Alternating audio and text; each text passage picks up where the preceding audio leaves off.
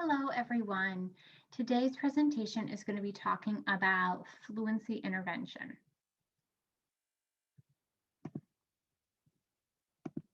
There we go. Okay. To begin, so what is fluency? So you must have covered this, I'm sure, in your 633 class. Fluency has three components: accuracy, getting the words right; automaticity, reading at an appropriate speed; and prosody, which is that fluid piece of fluency. So I'm not going to talk to you too much about understanding the definition of fluency because that has already been covered in other classes.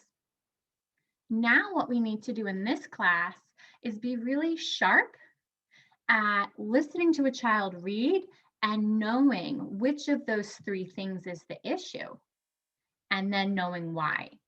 So if we do an oral reading fluency measure like Dibble's or Ames Web or Acadian's reading, any of those kind of curriculum-based measures where they read a grade level passage and they get a score, we compare it to the benchmark, any of those kinds of things. If we see that they're below benchmark, that doesn't tell us what to do next. It's not enough. So we can color code these kids endlessly. We can have all these data meetings. Are they red? Are they yellow? Are they green? That doesn't matter. That just tells us who to pay attention to. Then when we look at all the kids who we've coded yellow and red, we have to take a closer look. We have to figure out why and what's going on. That's the kind of thinking that you need to do as a reading specialist or ESL teacher.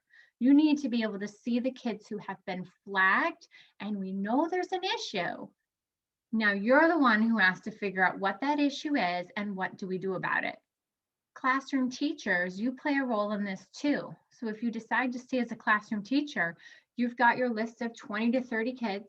You see the ones that you're worried about, and you need to know, well, why are they struggling? Okay, these guys have really poor sight word knowledge, or these ones haven't figured out to sound out words yet, or this child doesn't even know all their letter names and letter sounds, so that's why. Those three descriptors, they need different things. They don't all need the same intervention. So that's where our smart thinking comes in. Okay, so when does fluency develop? This is a big question and there isn't one right answer. We can kind of think again of that continuum. And we know that even those students, if you think about like the reading rope, even though that braid is getting tighter and tighter on that reading rope, it doesn't necessarily mean that you're doing one skill than another than another. In kindergarten, first and second grade, there's a lot of foundational work happening and things start to tighten up. So we want that phonemic awareness to be automatic. We don't really want them to have to at. No, we want it to be easy peasy, at. So there's fluency with each skill. We want them to fluently recognize their letter names. They shouldn't have to look at that symbol and think hard about it. They should just know that that symbol is S or T or M or whatever. So we need fluency with all those foundational skills, but then we're also talking about reading fluency. When kids get going with their blending, sometime in first grade when they're blending and sounding out words, when they get a little more automatic with their blending, and when they get their sight word knowledge builds, you start to see some fluency with sentences. You start to see them be able to read a sentence without stopping to pause and sound out a word. That doesn't mean our work is done. That doesn't mean we just shift and just give them stories to read and practice and just say, well, more reading will lead to better reading. Because we have to continue that reading instruction. So we have to make sure that we're still teaching them the code of language because that text is going to get more and more complex. And just because they got some headway and they're getting strong with grade 1 text does not mean that there's no new phonics skills they need to learn for grade 2, grade 3, grade 4 level text. So normally people are thinking about oral reading fluency when they say this child needs fluency work. So if they need fluency work, that could just be at the sentence level and snapping it together, but probably there's underlying skills that actually need to be strengthened.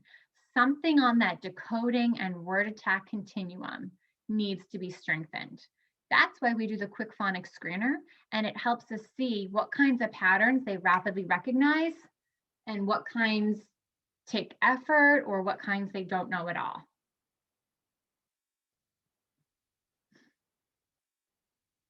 Oops, sorry about that. There we go.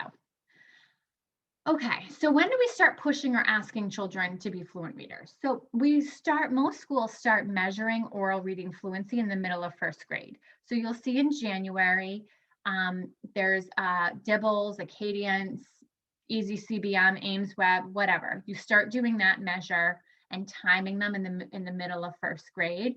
The benchmark is pretty low, about 26 words per minute or something like that. It's pretty low, and you're going to see a handful of errors. Yet we can measure because they've hopefully, our typical first graders have a bunch of decoding patterns that they recognize rapidly, a bunch of sight words that they recognize rapidly, and we're starting to see that they can read sentences. Some kids not even close to that, some kids way ahead of that, but that would be the typical expectation. So before then, we wouldn't demand sentence level fluency and do a lot of time stuff. We're not really timing kids for fun in kindergarten or early first grade. That's a little intense. What we're working on is to make sure that they have thorough understanding of the code.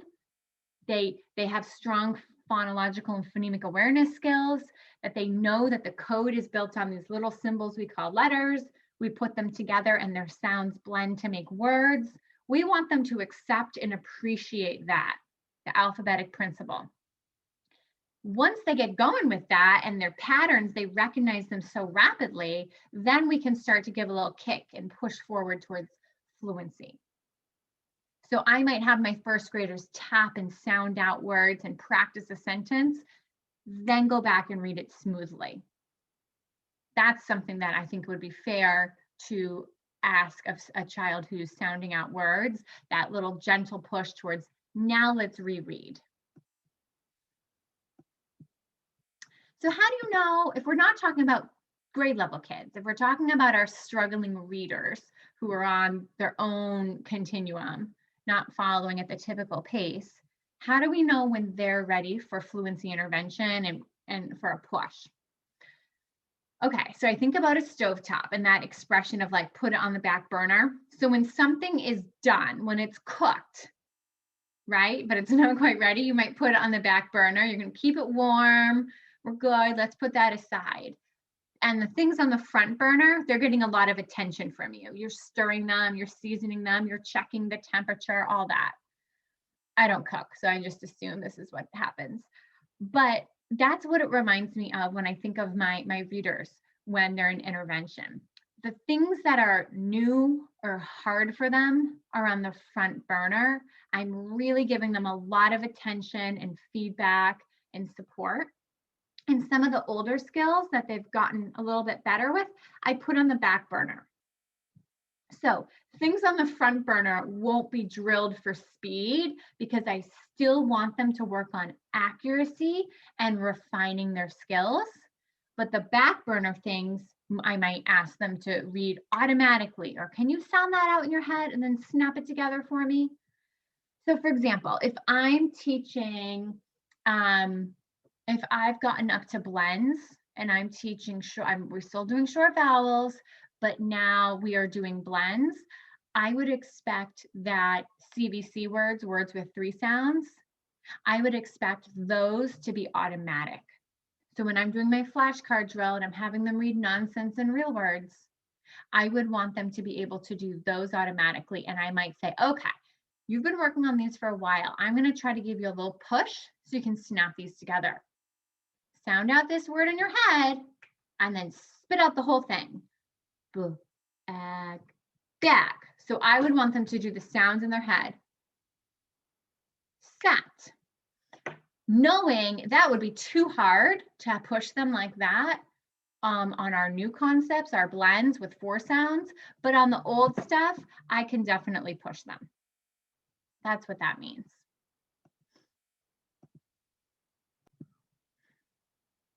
Okay.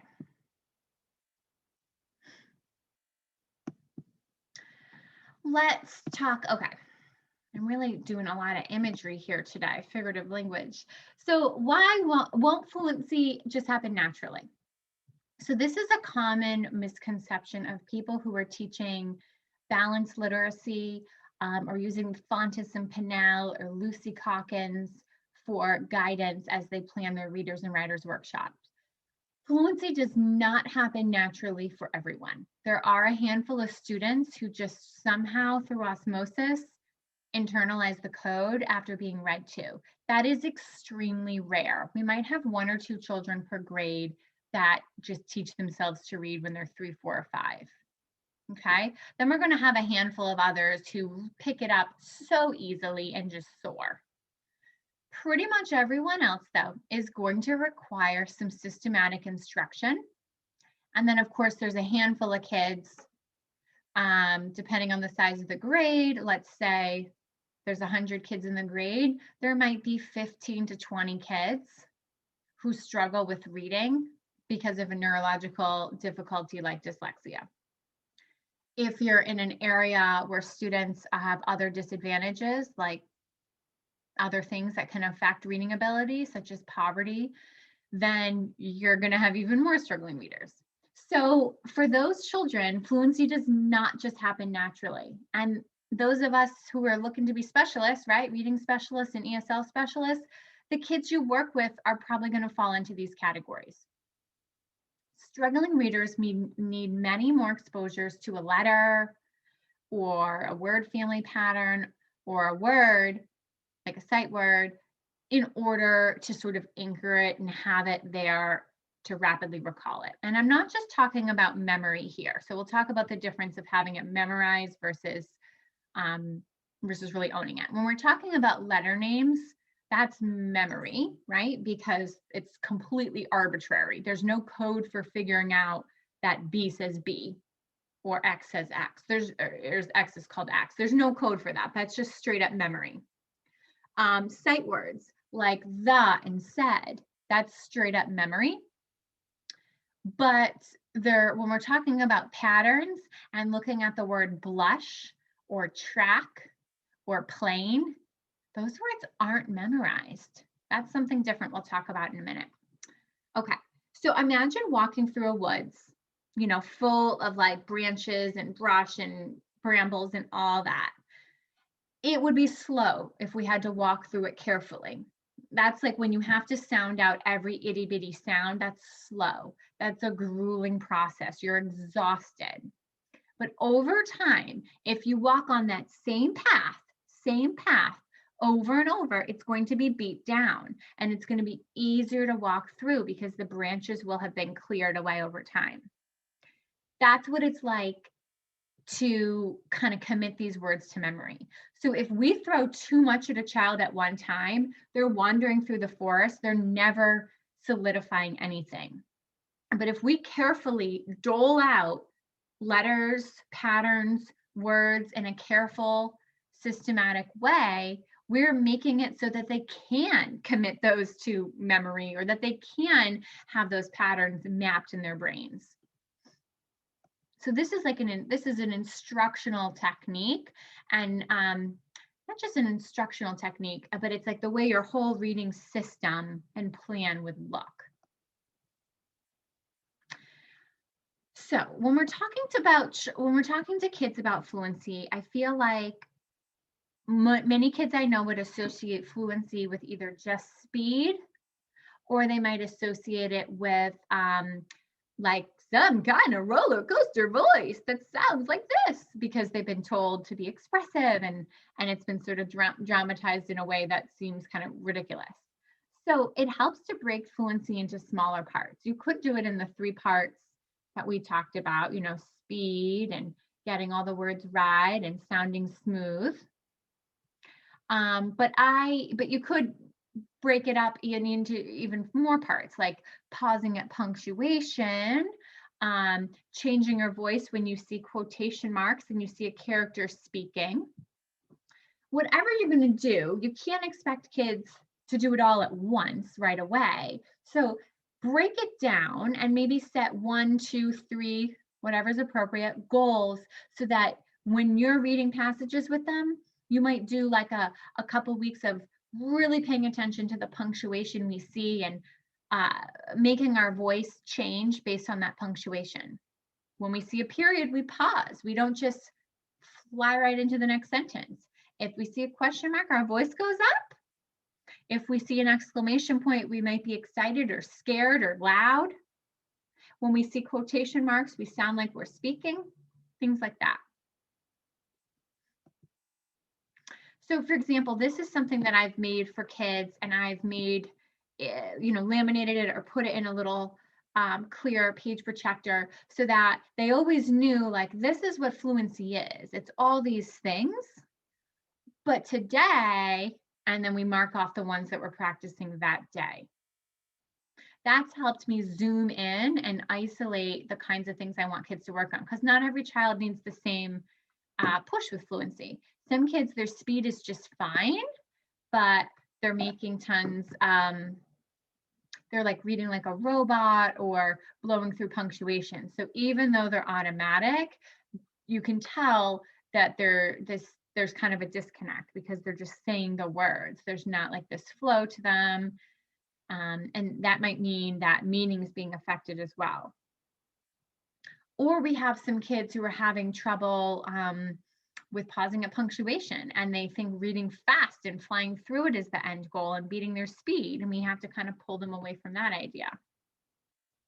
I've done this with small groups, and I've put this, I had a big pocket chart version of this where each of those little things was in a pocket chart. And on the dry erase board next to it, I would write initials. So like if Chris was working on one thing and Julie was working on another and Jaden was working on this one, I would put their initials, like I'd do a star maybe next to the one that the whole group was working on, and then I would either let them choose or I would choose or whatever the deal was, and they would put their own initials on the board. So they had that goal for when we're reading this today, this is what I'm working on. That's more doable than trying to do everything perfectly.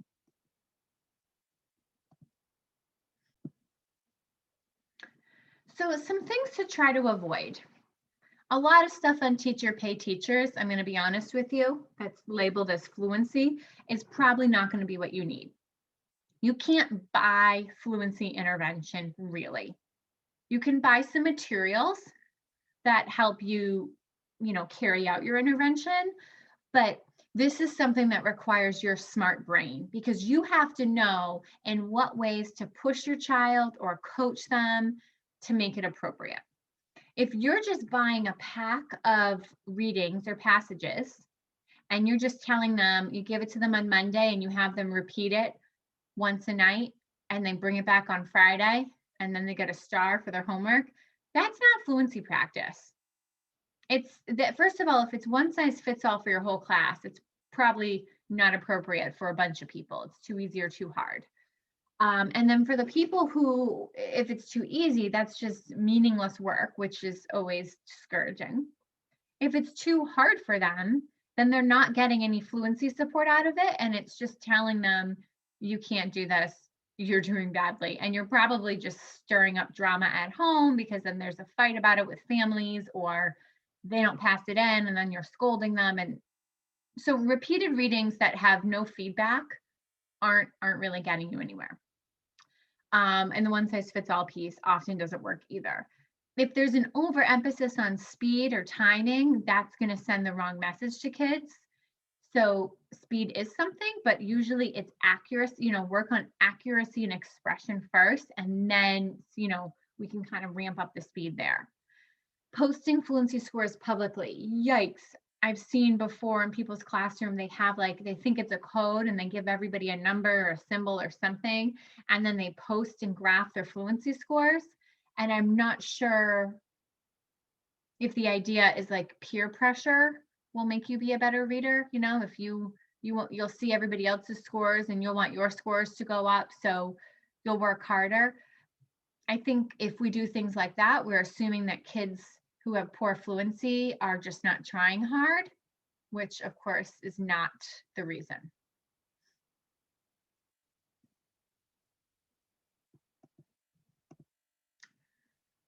So what would be a good example of fluency practice then? Okay.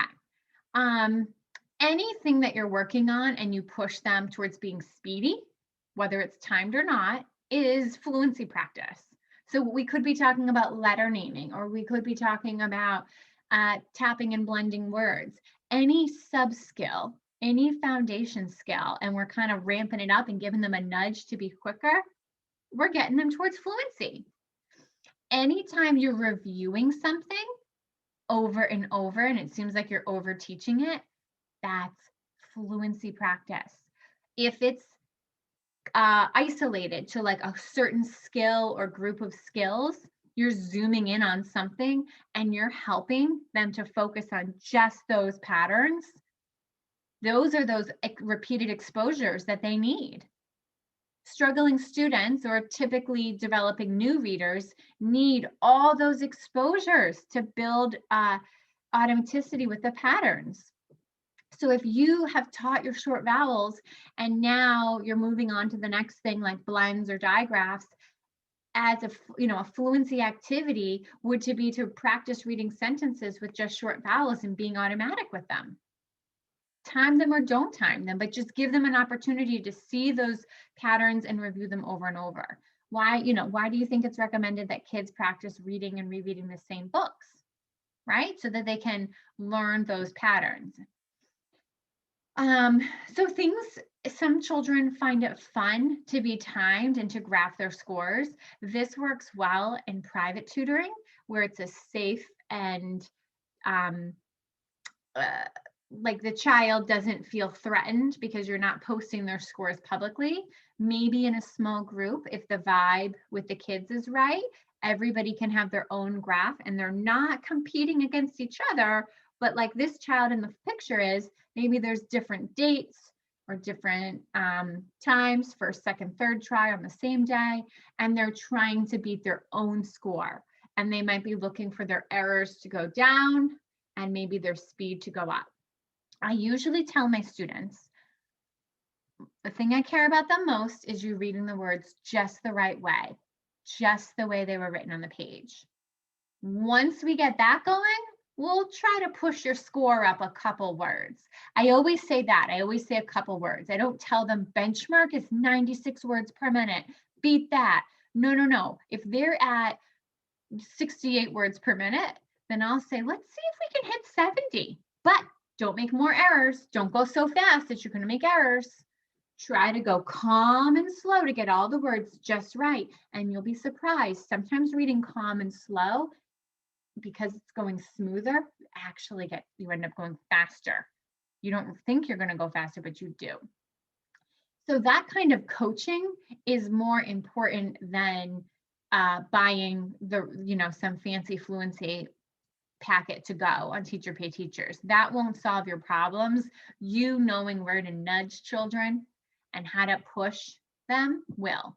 But really, if you're going to do any kind of good fluency practice, the instruction behind it has to be strong. Your instructions got to be solid so that you can start moving stuff to the back burner to be practiced for fluency, and the front burner stuff is the stuff you're really working on for accuracy. So struggling readers are going to need curated fluency work, not general. What does that mean? That means I'm going to want to give them fluency work that targets their specific skills. So I'm going to want to be using decodable sentences or decodable passages or a word list with only CH words, things like that.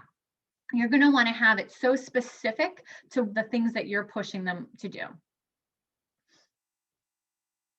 This means you're probably going to make it yourself. But once you own these things, then you have them. Or maybe you're going to pull out the sentences from a decodable book and put them on note cards or strips of paper, and the kids work on reading those. Once you have that, you have it, So it's not so much about buying it all. I feel like it's just about like knowing how to use materials. Okay, these are things that I would like to show you in class. So we're going to pause on that. That's just a little to-do list for me. Now we're going to go deeper. Okay, I want to talk about, and this is what I was alluding to. We're not talking about memory so much here with fluency. We're talking about this idea of orthographic mapping. This is a big word. If we want to talk buzzwords, this is it now. Kilpatrick, who wrote Equipped for Reading Success and those 1-minute drills, he is all about orthographic mapping, which might surprise you because you might be thinking, but he's all about sounds and phonemic awareness. What does that have to do with reading words rapidly? Because if your brain is so automatic with managing sounds and little groups of sounds and snapping them together and making changes, then you can imagine how that skill applies to print. Okay, so let's talk. The letters that we see with our eyeballs, so we see eyes in print on the page, and then we hear sounds. That is getting processed together as what feels like a sight word and stored in the brain as a unit. We're not talking about memorizing sight words like said and was and the, things that are truly trick words. We're talking about looking at the word bat, and eventually, right, our kindergarten or first graders don't have to sound out bat. They just recognize it. Okay, that's because it's a mental process that's happened to store and remember this word. So it's not like a skill that they have. It's not like, oh, today's to do on our lesson, today's new concept is orthographic mapping. No, syllable division is a skill. That's something you can teach them how to do. They can tell you, oh, first I look for the vowels, then I break it between the consonants. I read one chunk. That's a skill. It's also not a teaching technique. A teaching technique would be like using color-coded magnets or what else was I going to say? Oh, using tangible materials for them to break and touch. And this isn't an activity, so you can't find it on Teacher Pay Teachers. It's not going to be listed on your plan. Orthographic mapping is a mental process. We can do things that promote orthographic mapping, and that's what we're doing with structured literacy. We are promoting this mental process. So if we are really good at teaching phonemic awareness, and we do it every day and we chip away at it, and we're really thoughtful and structured and systematic with our phonics teaching, that will enable orthographic mapping. This is a doozy, this one. So let's talk more about it in class. Our lesson plan template has been designed to help you do those things, but the lesson plan template doesn't really solve the problem of a struggling reader. You do. You and your smart teacher brain making decisions is what solves the reading problems. So the template will cue you, do your daily phonemic awareness. It will cue you, do your flashcards and work on patterns and nonsense words. It cues to pick one new concept a week, so you chip away slowly. Have your review words, have your new words, tap out words when spelling, use decodable text. It's cueing you to do all of that. So if you use this template that I've given you or some version of that, that's going to help you enable orthographic mapping to happen. You might make some changes based on the age of your student, the length of your lesson, the skills that they've covered so far, and now they've progressed and they need it to be tweaked a little bit. That's all teacher decision making that you can do. But something that is structured with heavy duty sound work, careful phonics, and the right amount of practice, yeah, there you go. You're developing orthographic mapping. You've probably already done this, those of you who've taught kindergarten, first, second grade, or who have worked with struggling readers.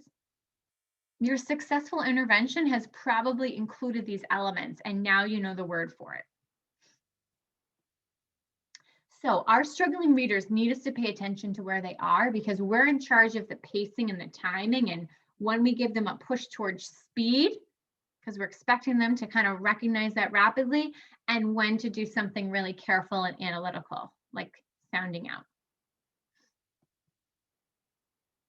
Okay, so this is, again, from Kilpatrick because he is really our orthographic mapping guy.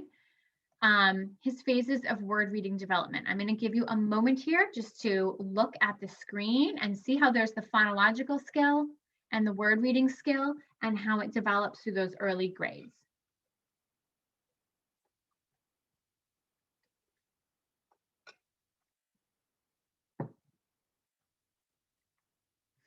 So this is really interesting for me because for the first time I'm seeing with my own child, because I have a first grader right now, and at the time of this recording, it's January of her first grade year.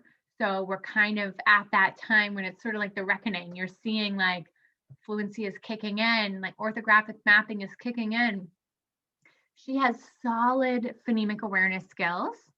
She has received careful phonics lessons in her early grades. Well, before the phonics was like strong work learning her letters and then her letter sound correspondence. And now she's at the part where she can see the word tall and say something, oh, mommy, if we just move that T to a W, it's wall. That, like those kind of like little aha moments are showing me that she's rapidly seeing word parts and stuff is getting pushed backward to that orthographic processor in her brain. So we don't want our beginning readers to be using the front part of their brain too much. We're pushing it to the back. That is where skilled reading happens. And we're going to see more patterns get pushed to the back. More patterns are recognized automatically as opposed to having to be sounded out, because that would take so much effort if they were stuck forever in that stage. And that's kind of like what our struggling readers are doing. They're either stuck in the sounding out stage, or they've never been even taught that and they're in this guessing mode and they don't know and they haven't been clued into the fact that these are all patterns.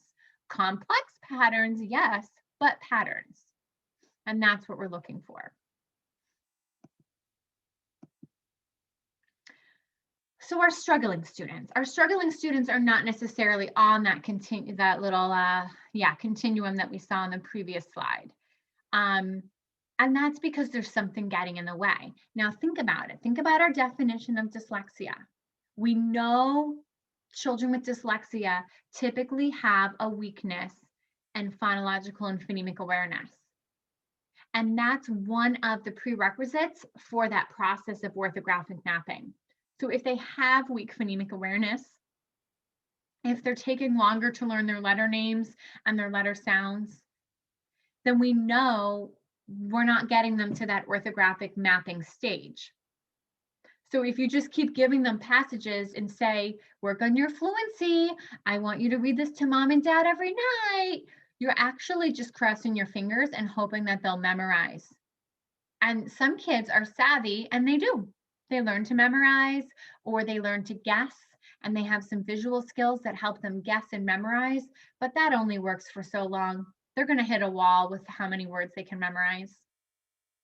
Knowing the code and rapidly seeing all those little parts of a word and snapping them together, that method of reading will allow them to read anything. Having words memorized will not. So, okay, on the next slide, we're going to look at what skills have to be in place before this orthographic mapping can happen. And just a minute. Sorry about that. So if we are seeing a reader who's struggling and just can't snap their words together, and we're like, oh, they just can't stop sounding out their words, they can't read anything automatically, or they'll read the first part and guess the rest, we have some prerequisite skills that aren't in place. So they're not going to be able to map these patterns because they're missing the prerequisites. Okay, so here we go again. Phonemic awareness, especially that segmentation and blending. Of course, they need to know their grapheme phoneme correspondences. That just means letter sound pairs. They need to know B says B, S says S, R says R, A says A. They need to know that so rapidly. They don't have to think about that. And then, so what you're going to be having to do is read unfamiliar words.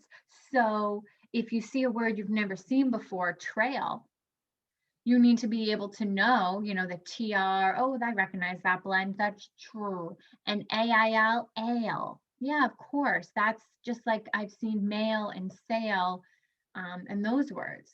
So technically they're getting every single part, but they're also rapidly seeing these little parts of words because they've been trained to hear those parts and to recognize those vowel teams and blends, and they've learned it also carefully in their phonics lessons, that they're seeing them in bigger chunks now. They're still acknowledging all the phonemes and letters that it takes, so they're not memorizing words, but it's like those patterns have been mapped.